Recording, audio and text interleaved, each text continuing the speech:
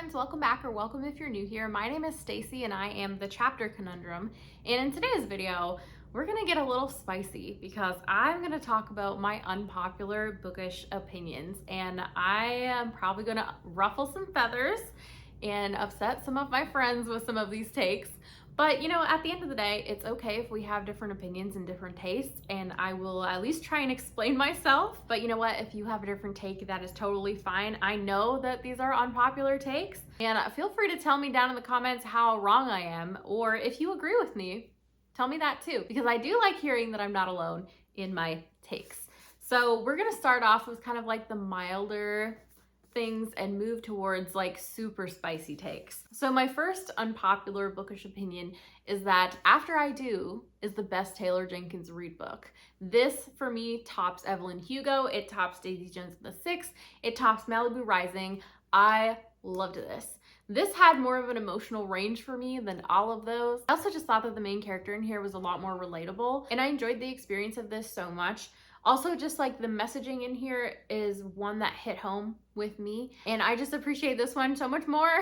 The next hot take I have is that Prisoner of Azkaban book 3 in the Harry Potter series is the worst Harry Potter book. And oh, I know that that is gonna ruffle some feathers for sure, because it is not the popular least favorite.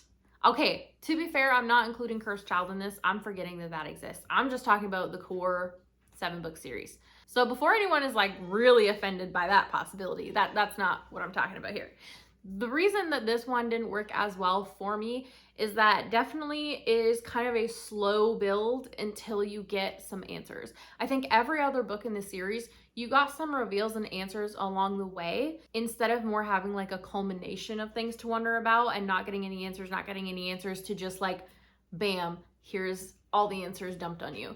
So I definitely think that this for me suffered because of the pacing. But then the other aspect to this of why it didn't work as well for me is I don't like things that are timey-wimey. So that is kind of hard to pin down as an explanation, but if you've read this, you know exactly what I'm talking about. You sit? You sit? Oh, we have Puppy Chaos. We've got Ozzy and Noelle. You can't really see Noelle. There she is. Yeah, hello. They just both really, really want some attention right now. All right, you can snuggle. Yeah, you can stay and snuggle. We got Dog Chaos. Doggy Chaos. Do you want belly rubs? No? No belly rubs? Usually he loves them. Would you quit licking the book? Would you quit licking my next book? He's got it all slobbery, guys.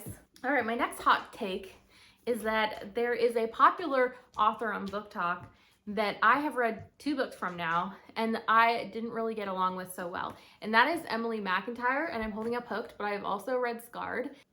Would you quit licking the books? And neither one of these did it for me.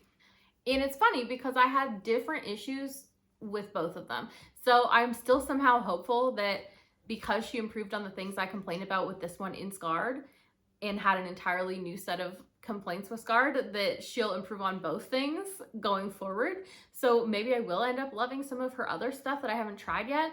But as of right now, I did not really enjoy myself with Hooked or Scarred. In Hooked, I thought that the characters were kind of just too frustrating and too out there. Like, I thought our female main character was just so naive that it was unbelievable, and our main male character was just not nuanced enough. Like, he's very villainous, but I needed more in terms of his thought processes and like how he arrived at the moral code he had to have this kind of feel reasonable for me. And then in Scarred, I liked the characters and I thought they were better, but I struggled so much with the plot in that one and the pacing. So yeah, I have the hot take of not having really enjoyed these books. Next up, we've got to talk about one that is going to make my husband very sad, but that some other people may agree with me on, I'm not sure. And that is that I enjoyed Bloody Rose a lot more than Kings of the Wild. So if you know about this series, both of these books follow different kind of bands of characters, and they had different dynamics with each other, but essentially they're both like bands of characters going on a quest adventure. And there's a lot of humor in these books, But Kings of the Wild kind of leaned more towards like silly humor for me, whereas there was more of a serious tone in Bloody Rose that I appreciated more. And it just, I think, felt a little bit more realistic, or kind of like pulled on my heartstrings a little bit more than the silliness in Kings of the Wild did. So yeah, I have the hot take of enjoying Bloody Rose more than Kings of the Wild. Next up, we're going to go to some territory that classic lovers are going to maybe think is a little bit blasphemous, and that is that the movies of Lord of the Rings are better than the books. I said it. I said it. I didn't really care for Tom Bombadil either, which I know is like, oof, to some people. But I don't really like when there's tension in a plot and then it's conveniently solved with something that appears out of the blue. And Tom Bombadil does that in this story. He comes up and solves a problem that was otherwise like looking pretty serious, and he does it in a way that kind of is a little bit whimsical and just like, okay, that didn't really make a ton of sense. So I didn't really appreciate that moment in the story. I am also just not really a big fan of Tolkien's poems and songs, and so I appreciated the movie adaptations of this story a lot more. There are also some decisions in terms of like when to switch POVs in these books that I had a bit of a harder time with. Like I think in Two Towers, you get like one half of the book with just Frodo and Sam and the other half of the book with just everyone else. And I liked that the movie adaptations kind of switched back and forth because it just felt like the pacing was a little bit more even, and I was just kept invested in all of the story instead of just certain moments. So yeah, appreciate the adaptations more than the book. And I know that that's kind of in the middle. Like some people will agree with that take and other people will be like, oof, that is blasphemous. Like, no. Next up, we have kind of a series of booktube darlings that did not work that well for me. And it's sad because I wanted to love this series based on what everyone was saying about it, but I picked up and tried the first 3 books. Actually, they're novellas, and I struggled. And the series I'm talking about is the Wayward Children series, starting with Every Hearted Doorway by Shauna McGuire. So we have already kind of touched on that I don't like when softer magic comes in and solves a plot point. Every Hearted Doorway has a moment that has that, and to the point where I would class it as magical realism. Like, it was just incredibly frustrating for me when that happened. And while I love that this is a group of characters coming together over something they are commonly grieving and found that touching, there was just not a whole lot that I really got attached to in this series, not being a character reader. And so because of those, I was still curious to try the second book in the series because I knew that it took place within one of the portal worlds. So I did read that and I did have a better time with that, but there were still aspects of that I struggled with, and I just felt like I would have appreciated these more if they had been fleshed into novels instead of novellas, because I thought there was a lot of detail that was kind of skipped over or missing, and just a lot of soft magic or a lot of what I would consider like plot conveniences, and I really struggled with that. Having enjoyed the second book in the series more, I did go ahead and pick up the third book just to see how I felt about it. And I did not enjoy that quite as much as the third one, but I did enjoy it more than the first one. But it was enough to say at that point, okay, this series just really isn't for me. So yeah, I do not love the Wayward Children series. Another booktube darling from a few years ago that did not work for me is The Night Circus by Erin Morgenstern. And I'm so sorry, Chaz, if you're listening. I know well. So essentially, I went into this for the premise, which is that it's a magical competition between magicians, that it was supposed to be like high stakes, intense, and that is kind of not really what the point of this is. Like, that is kind of there, but it's not there in the way that it was kind of marketed. And so for me, this book was a letdown already in that regard, but also the real specialness of this is creating a very immersive experience through a magical circus. And being somebody who doesn't visualize while I read, I don't appreciate large chunks of description. They will have me zoning out of a book so fast. So I was trying to wade through all of the descriptions in this book of this magical circus to try and get to the premise, which is why I was initially interested. And when I did get there and it wasn't really fulfilled in the way that I was expecting it to be based on the marketing, I was like ultra disappointed. So this is one that I think if you love immersive experiences and you love a book where the point of that book is to give you an immersive experience, definitely pick this up. You will love it. But as somebody with my reading tastes, this was like, oof, it was not it. I was so frustrated. And by the time I finished, I was like, oh my goodness, thank God that's over. Another booktube darling that was madly popular years ago and probably still a little bit popular because Book Talk revived it for a while, that I did not love was Circe by Madeline Miller. And I did appreciate some of this enough to be interested to finish it for sure. But this involves some of my least favorite tropes and some things that I do not enjoy in books. So I've already touched on kind of like softer magic, but this also involves things with dreams that I did not appreciate. I pretty much never enjoy when dreams are involved in books. And the pacing of this is also just a little bit slower and it veers a little bit more literary than my typical taste.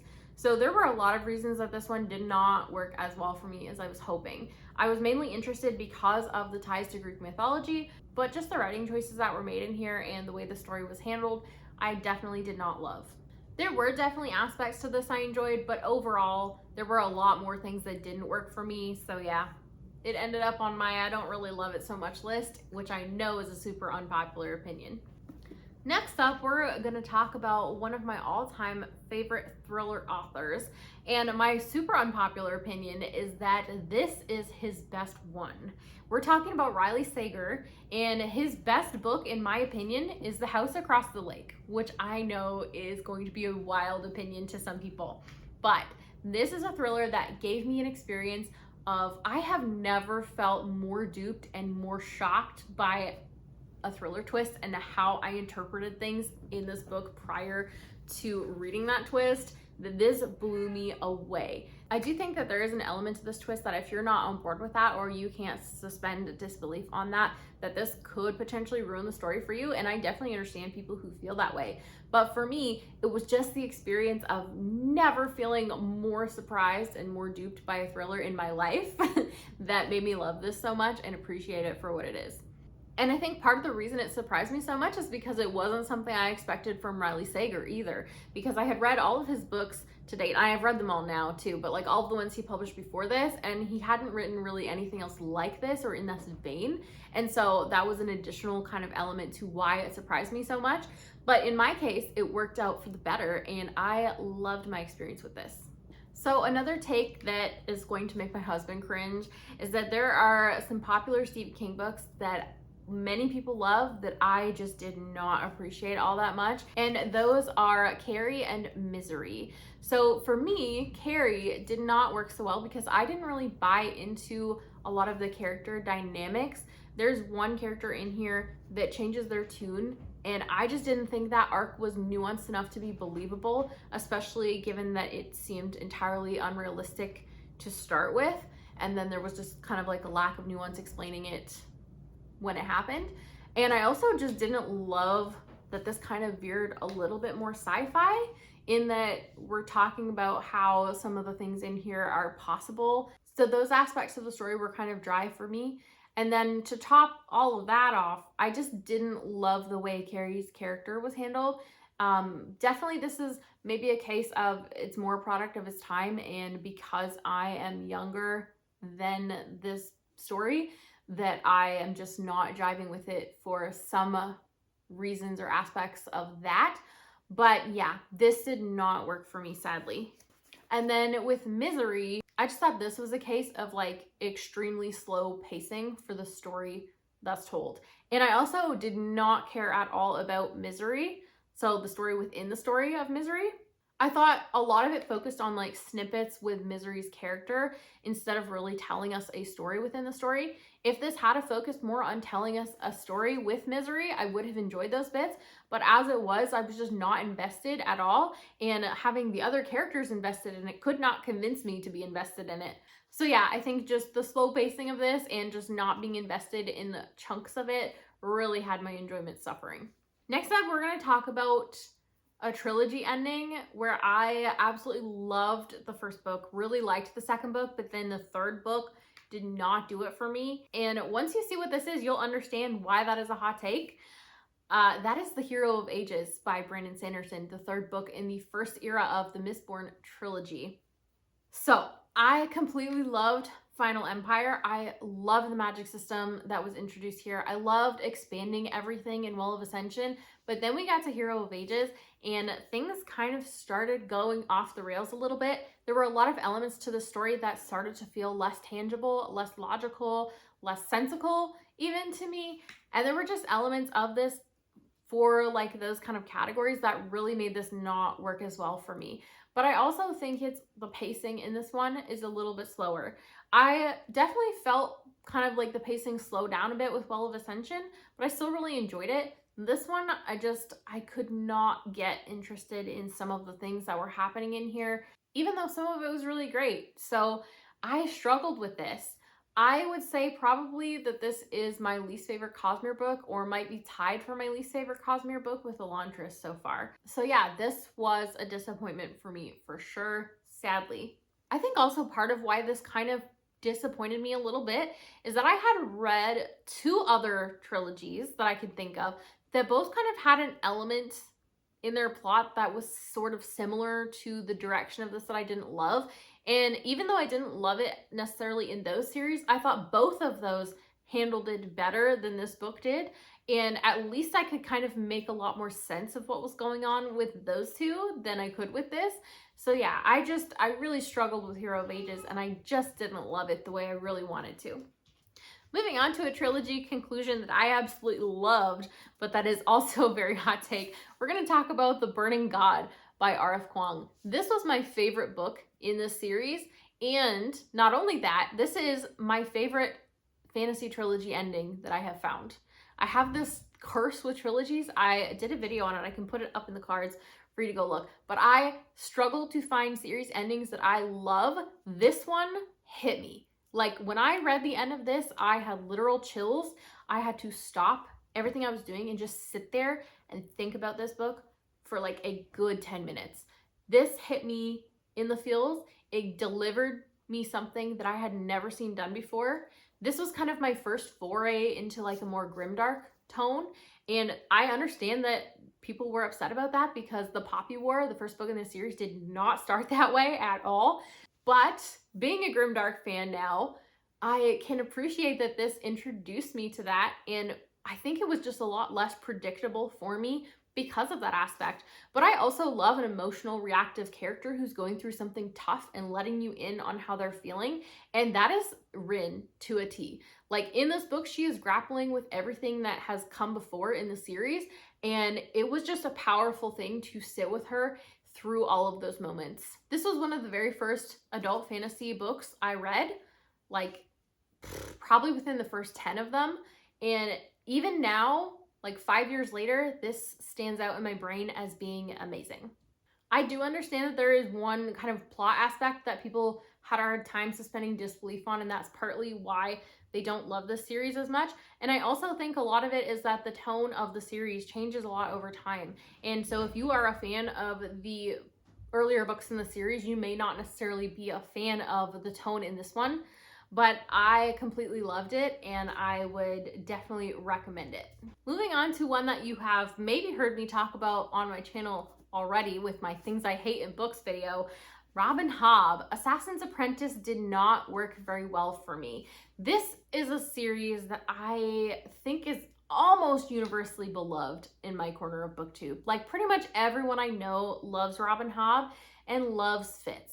And I was just really on the struggle bus with this. Now, to be fair, I did read this when I was kind of newer to adult fantasy, and I do have a lot more tolerance for slow pacing now, 5 years later or 4 years later, than I did when I first picked this up. So that was maybe part of it. However, there were just a lot of logical things and just questions I had that were hard for me. And as you heard me talk about with Burning God, I love an emotional, reactive character who's going through something tough and letting you in on their feelings. Fitz, on the other hand, is kind of very nonchalant and like happy to just go with the flow, and like he doesn't put a lot of energy into narrating the things that he's struggling with to you. He's more keen to tell you like what he had for breakfast than he is telling you the real emotional things he's experiencing. And there are elements of this book that are written so subtly that you almost don't know they're happening until you sit there and think about it, or like reread passages and catch on to things. Like there's a scene in here that I almost didn't realize happened that would have been like one of the most impactful moments of the book had I known it was happening, and it was written in a way where there was a lot of emotion. But because it's so subtle, you can almost miss it. I think just the subtlety in Robin Hobb's writing is something that I find frustrating, and I'm hoping that that's something that improves later on in the series, because Fitz is very young in this book, and he is obviously less emotionally aware and just less self-aware because of his age. And I do know he gets older in later books, so I'm hoping that's something that gets better. If you've read this, let me know if that's the case. But yeah, there were also logical things with the magic system that I think maybe get answered later on in the series, but they pertain to the plot of this book. So I felt like they should have been explained, or at least somewhat answered in this book, for this to make sense and make me want to continue. When we finally got to the end of this and things finally started happening, there were just a couple of things that I was like, oh, that's convenient. Like, it was an exercise in frustration for me, and I just didn't love it. I want to love the things everybody else loves and be able to gush about them and enjoy them, but this just did not do it for me. I am still really keen to try her Live Ship Traders trilogy. I just have been kind of waiting and putting it off and giving myself some distance so I can go into it in a headspace that's more like ready to appreciate it and not worried that I'm gonna dislike it. And I also do have the potential to reread this and at least find something else to like now that I am a more seasoned fantasy reader, and kind of have my expectations set accordingly to what this is. But yeah, this was just a struggle. So there is one author that is pretty popular among sci-fi lovers, and that is Andy Weir.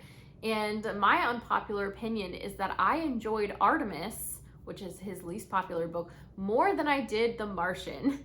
And this is, for a lot of people, is going to be like, what the heck? But I will say they are very different types of books. I think most people who struggle with Artemis struggle with the main character Jazz's characterization, and just some things with him writing a female character of color that he was just not prepared to write. And I completely understand a lot of that criticism. I do also think that a lot of people who love The Martian love Mark Watney's character. They love the dark humor that he has. They love his persistence, his ingenuity. But I am not a character reader. I am a plot reader. And Artemis had a really interesting heist plot on the moon, whereas Martian had a very slow-moving plot that was a lot of repetition. Like by the time I finished The Martian, I was thinking in my brain, if I hear the words potato or rover one more time, I'm gonna lose my freaking mind. Whereas when I read Artemis, I was really invested in the heist plot. I felt the tension and I really enjoyed that story for what it was. So definitely, I know this is a hot take, but as a plot reader, Artemis worked better for me than The Martian did. So another unpopular sort of take to honorably mention before I get into my final spicy take. I don't think I'm gonna really enjoy a cozy fantasy, and that is wild considering how popular it is these days. But a lot of the things that I love in books, I do have a video on what I love in books if you haven't seen that yet, are like high stakes, tense, dark, emotional characters going through things that are really tough. I am fascinated seeing how different types of characters with different personalities experience hardship, particularly. And so I just think that cozy fantasy where there isn't going to be a lot of high stakes or tension in the plot, where I'm going to have maybe reactive characters, but certainly not characters that are reacting to really emotional, tough things, is going to be a struggle for me to love. It just doesn't play into anything that I think I'm going to love. Now, I have said I will try a cozy fantasy at one point, and I have a recommendation of one that is a little bit more plot-based that I have on hold from the library, and I'm just waiting for that to roll in. It was like a several months wait kind of scenario. So there is a possibility I could come back and eat my words and end up finding something to really enjoy in cozy fantasy. But At this point, from what I know of what cozy fantasy is like, from the elements of cozies that people tend to gush about or love, there's just not something that is connecting with me, that is drawing me to pick them up and try them out. I know that a lot of people do gravitate towards these types of books and they are very popular for a reason, but I just don't think they're going to work for me. And the last super spicy take that I have for you guys is that as somebody who's read all of the Dresden Files, Changes, book 12 is not my favorite. Book 10, Small Favor, is my favorite. And that is certainly a statement for those who are Dresden Files fans and who have read the series, because Changes is almost universally everyone's top ranked Dresden book. Changes is up there for me. I think it's my second favorite, but Small Favor was just something else for me. I think particularly the ending sequences of Small Favor and just the fact that it features my favorite Dresden villain, Nicodemus, definitely worked for me. I loved the way the ending of Small Favor left you, and it was so unexpected because most Dresden books don't have that type of ending.